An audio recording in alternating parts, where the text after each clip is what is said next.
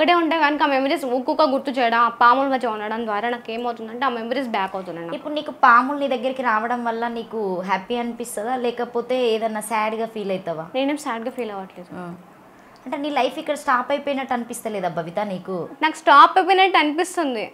నాకు మొత్తానికి నేను బ్లాక్ అయి ఉన్నాను. నేను ఇక్కడ అటు కాకుండా ఇటు కాకుండా నా మధ్యలో బ్లాక్ అయి ఉన్నా. ఇటు నార్మల్ లైఫ్ లీడ్ చేయలేక ఒకటి ఇటు దాని గురించి అది బయటకు వెళ్ళాక నేను స్టక్ అయిపోయినా. నాగదేవత అమ్మకి ఏం చెప్తావు మరి?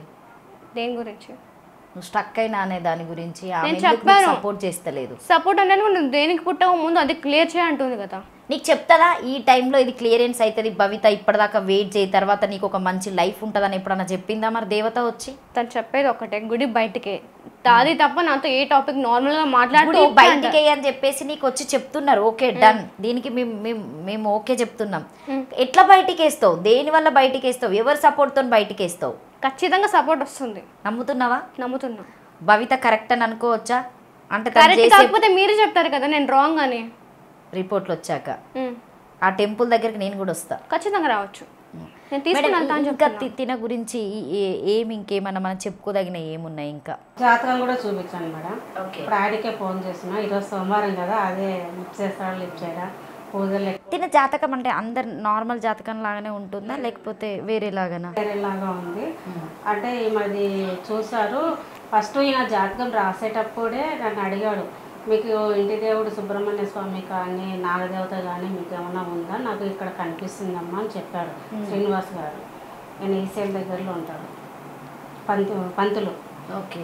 జాతకం రాసింది ఆయనతో అడిగితే కనుక ఆయన అమ్మడు చెప్పాడు. తర్వాత మాకు అమ్మ వాళ్ళకు సుబ్రహ్మణ్య స్వామి, అత్తింటి వాళ్ళకైతే లేదు స్వామి, మరి ఏమంటే ఇట్లా నాకు చూపిస్తుందమ్మా, దాని గురించి అడుగుతున్నాను అన్నాడు. అసలు నీకు జాతకంలో అయితే కనుక అమ్మాయి నీకు పుట్టేది లేదు, కానీ నీ జాతకానికి వ్యతిరేకంగా పుట్టింది అని చెప్పారు. మీరు మొక్కడం వల్ల పుట్టింది అనుకోవచ్చా? ఆయన మీకు జాతకం పూజలు ఎక్కువ చేస్తారా మేడం? అంటే నార్మల్గా అందరు చేసుకుంటారు కదా మేడం, అందరు చేసుకున్నట్టే. అంటే చిన్నప్పటి నుండి ఈమెకి ఏమైనా చెప్పడము, కథలు లాంటివి చెప్పడం? కథలు నాకేం చెప్పలేదు. చెప్పలేదా? అసలు కథలు చెప్పేంత టైం కూడా మా అమ్మకి లేదు. ఇప్పుడు తను చిన్నప్పుడైనా నేను మిషన్ కుట్టుకునేదాన్ని, ట్రైనింగ్ ఇచ్చేదాన్ని. నేను ఇప్పుడు 10 మంది 5 మంది వచ్చినా కూడా నేను వాళ్ళకి ట్రైనింగ్ ఇచ్చుకుంటాను, నేను మిషన్ కుట్టుకునేదాన్ని. అప్పుడు కూడా మీరు అనుకోరా మేడం అసలు ఏంది బాధ ఏంది అసలు? నాకే బాధ అంటే ఇంకా దేవుడు ఇచ్చిన తర్వాత మన బిడ్డలేమో వదిలేసుకోను కదా, ఇంకా బాధ మనం భరాయించాల్సిందే తప్ప. ఒకటి నేను చెప్తున్నాను, ఒకవేళ నాకు స్కిన్ ప్రాబ్లం ఉంటే 24 hours నా స్కిన్ మీద అలా లేయర్ అనేది ఉండాలి వైట్గా. ఇప్పుడు ఎందుకు లేదు మరి?